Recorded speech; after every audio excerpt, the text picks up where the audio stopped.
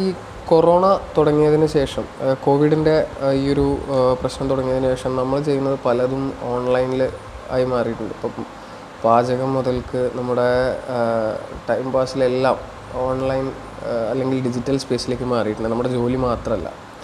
അപ്പോൾ ഇതിൻ്റെ കൂടെ തന്നെ ഒരുപാട് തരത്തിലുള്ള എന്താ പറയുക സൈബർ ക്രൈംസും കൂടിയിട്ടുണ്ട്. ഇത് മുൻപും ഒരുപാടുണ്ട്, പക്ഷെ എന്താ വെച്ചാൽ ഇപ്പം എന്താ വെച്ചാൽ പ്രത്യേകിച്ച് ആർക്കും ഒരു പണിയില്ലാത്തത് കൊണ്ട് സൈബർ ക്രൈംസ് പുറമേ ഉള്ള കുറ്റകൃത്യങ്ങൾ കുറയുമ്പോൾ സൈബർ ക്രൈംസ് കൂടിയിട്ടുണ്ട്.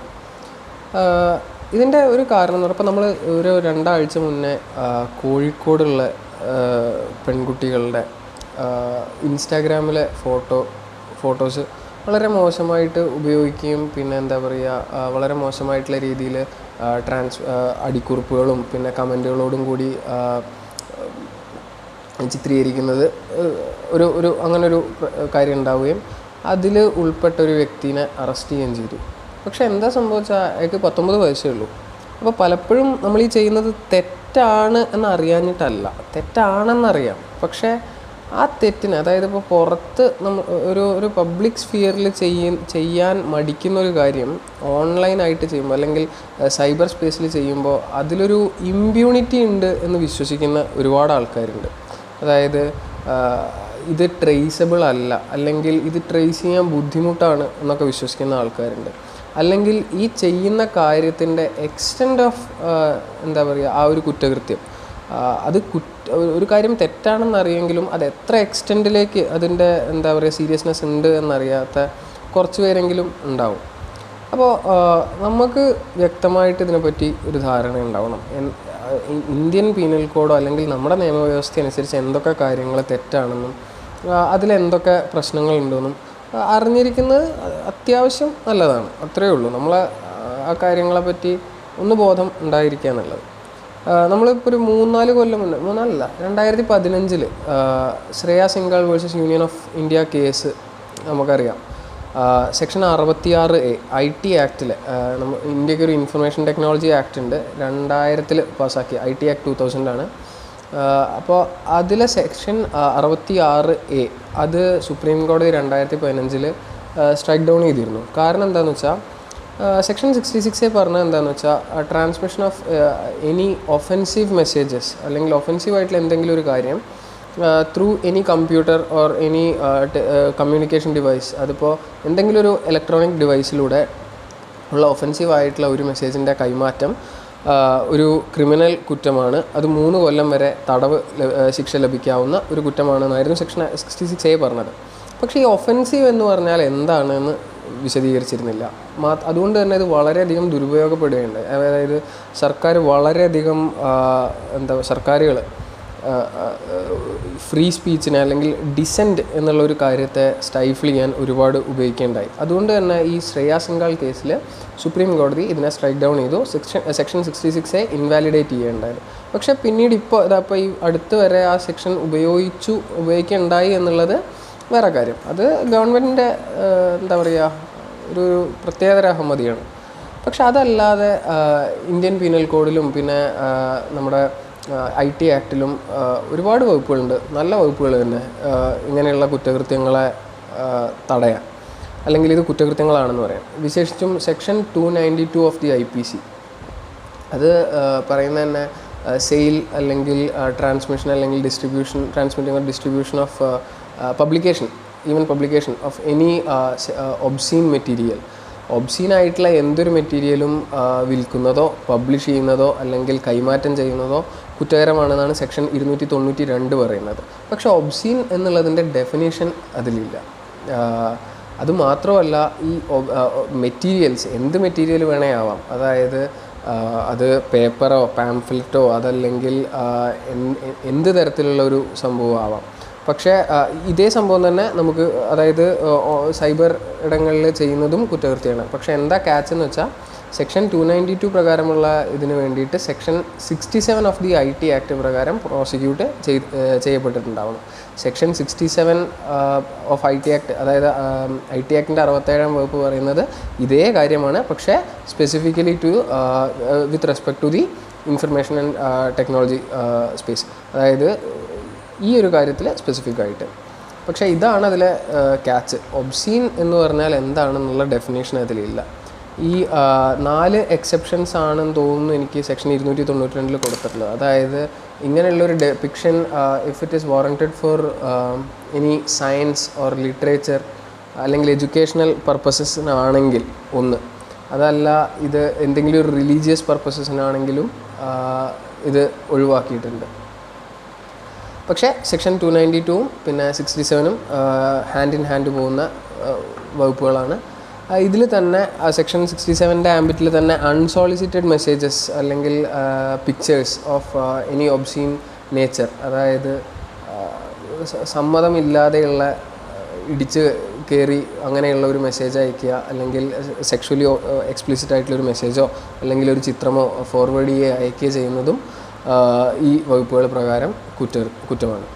പിന്നെ IPC അതായത് IPCയിലുള്ള 2 വേറെ വകുപ്പുകൾ സ്പെസിഫിക്കലി 354 എയും 354 ഡിയും ആണ്. 354 എ പറയുന്നത് എന്താണെന്ന് വെച്ച് കഴിഞ്ഞാൽ സെക്ഷുവൽ ഫേവേഴ്സ്, അതായത് സെക്ഷുവലി എക്സ്പ്ലിസിറ്റ് ആയിട്ടുള്ള ഫേവേഴ്സ് സോളിസിറ്റ് ചെയ്യുന്നതോ ഡിമാൻഡ് ചെയ്യുന്നതോ അതല്ലെങ്കിൽ അങ്ങനെയുള്ള കമൻറ്റുകൾ പാസ്സാക്കുന്നത്, അതായത് സെക്ഷുവലി കളേർഡ് റിമാർക്സ്, അതല്ലെങ്കിൽ against the will of a woman sharing pornographic content, അങ്ങനെയൊക്കെയുള്ള കാര്യങ്ങൾ പണിഷബിളാണ് എന്നാണ് സെക്ഷൻ 354 എ പറയുന്നത്. ഒരു വ്യക്തിയുടെ സമ്മതമില്ലാതെ, വുമൺ എന്നാണ് പറഞ്ഞിട്ടുള്ളത്, ഒരു സ്ത്രീയുടെ സമ്മതമില്ലാതെയുള്ള ഇങ്ങനെയുള്ള സെക്ഷൽ കളേർഡ് ആയിട്ടുള്ള റിമാർക്സോ അല്ലെങ്കിൽ റിമാർക്സിന് സമ്മതത്തിൻ്റെ ഇതല്ല, പക്ഷേ അങ്ങനെയുള്ള മെസ്സേജസ് ഫോർവേഡ് ചെയ്യുന്നതോ അല്ലെങ്കിൽ പോർണോഗ്രാഫിക് കണ്ടൻസ് ഉള്ള എന്തെങ്കിലും ഒരു സംഭവം ഫോർവേഡ് ചെയ്യുന്നതോ കുറ്റകരമാണ്.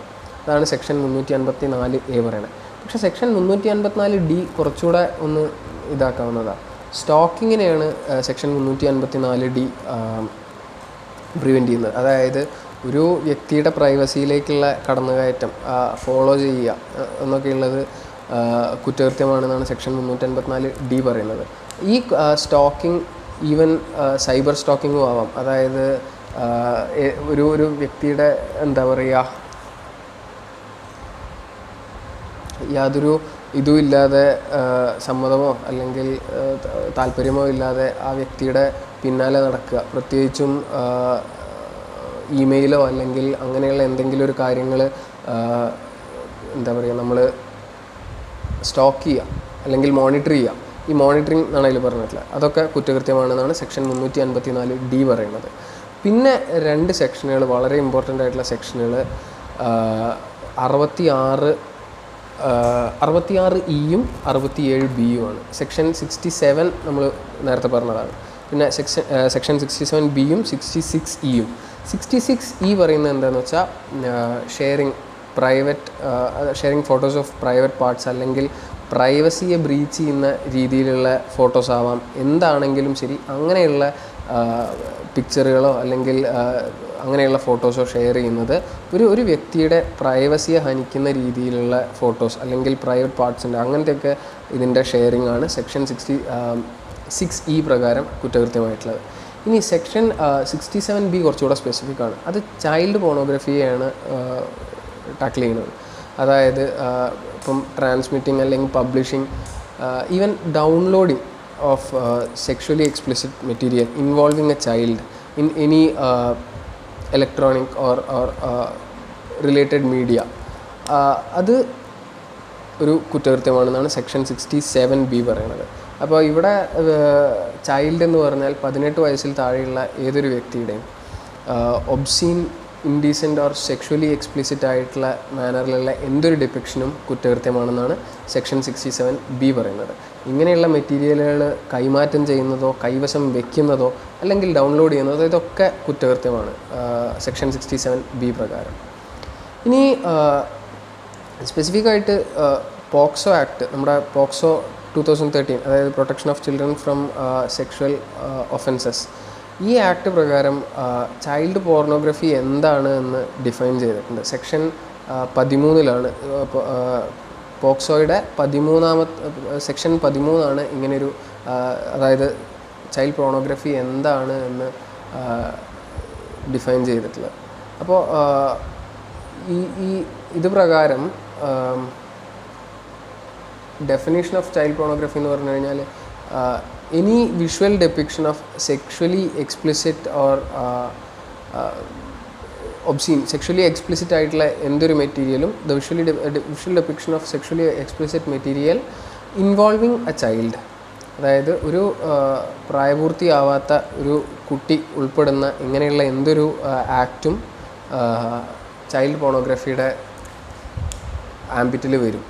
അപ്പോൾ ഇങ്ങനെയുള്ള എന്തൊരു സംഭവം പേഴ്സണൽ യൂസിനായിക്കോട്ടെ, അല്ലെങ്കിൽ ഡിസ്ട്രിബ്യൂഷൻ ആയിക്കോട്ടെ, അങ്ങനെ അതല്ലെങ്കിൽ പബ്ലിക്കേഷൻ ആയിക്കോട്ടെ, ഇങ്ങനെയുള്ള എന്തൊരു കാര്യവും ചെയ്യുന്നത് ഈ പോക്സോ ആക്ട് പ്രകാരം ചൈൽഡ് പോണോഗ്രഫിയുടെ കീഴിൽ വരികയും അത് കുറ്റകൃത്യമാണ്.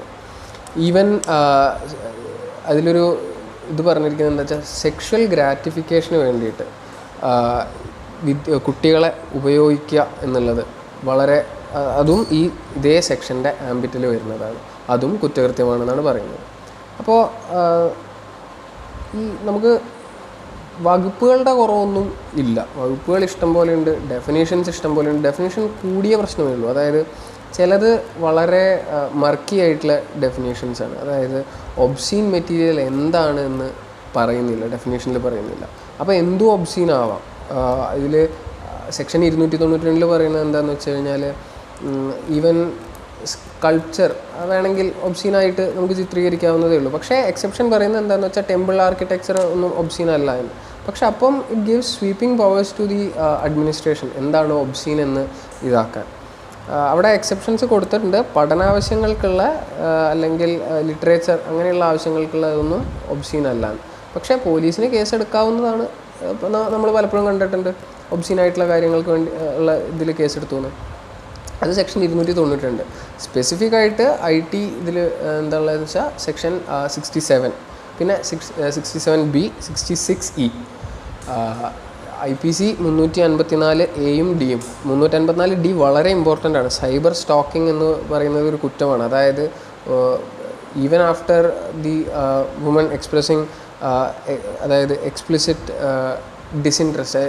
ഇൻട്രസ്റ്റ് ഇല്ല എന്ന് വളരെ വ്യക്തമായിട്ട് കാണിച്ചതിന് ശേഷവും ഒരു സ്ത്രീയുടെ പ്രൊഫൈലോ അല്ലെങ്കിൽ അങ്ങനെയുള്ള കാര്യങ്ങളെയോ തുടർച്ചയായിട്ട് മോണിറ്റർ ചെയ്യുന്നത്, അതിപ്പോൾ മെയിലായിക്കോട്ടെ അല്ലെങ്കിൽ ഒരു ഫേസ്ബുക്ക് പ്രൊഫൈലായിക്കോട്ടെ, എന്തായിക്കോട്ടെ, അതങ്ങനെ ചെയ്യുന്നത് സ്റ്റോക്കിങ്ങിൻ്റെ പരിധിയിൽ പെടുകയും അത് 354Dയുടെ ആംബിറ്റിൽ വരികയും ചെയ്യും. 354A-യും ഇതേപോലെ തന്നെയാണ്. അതായത് സോളിസിറ്റിംഗ് ഓർ ഡിമാൻഡിങ് സെക്ഷുവൽ ഫേവേഴ്സ്, അല്ലെങ്കിൽ സെക്ഷുവലി എക്സ്പ്ലിസിറ്റ് ആയിട്ടുള്ള, സെക്ഷുവലി കളേർഡ് ആയിട്ടുള്ള, ല്യൂഡ് ആയിട്ടുള്ള എന്താ പറയുക മെസ്സേജസോ അല്ലെങ്കിൽ റിമാർക്സോ പാസ്സാക്കുക എന്നുള്ളത്, അല്ലെങ്കിൽ ഒരു ആളുടെ അനുമതിയില്ലാതെ പോണോഗ്രഫിക് കണ്ടൻറ് അല്ലെങ്കിൽ സെക്ഷുവലി എക്സ്പ്ലിസിറ്റ് ആയിട്ടുള്ളൊരു കണ്ടൻറ്റുള്ളൊരു കാര്യം കാണിക്കുക, ഇതൊക്കെയും കുറ്റകൃത്യമാണ്. അപ്പോൾ ഇത്രയേ ഉള്ളൂ. നമ്മൾ നമ്മുടെ ഇടപെടലുകളെ പറ്റി വളരെ ബോധവാന്മാർ ആയിരിക്കുക.